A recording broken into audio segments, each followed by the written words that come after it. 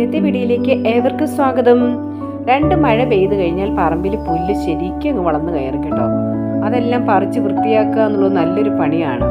അപ്പോൾ രാവിലെ തന്നെ പുല്ലൊക്കെ പറിച്ച് ചെടികളോടൊക്കെ വർത്താനമൊക്കെ പറഞ്ഞ് അവരെ ശുശ്രൂഷിക്കുന്നതൊക്കെ മനസ്സിന് നല്ലൊരു സന്തോഷം പകരുന്ന ഒരു പണിയാണ് കേട്ടോ.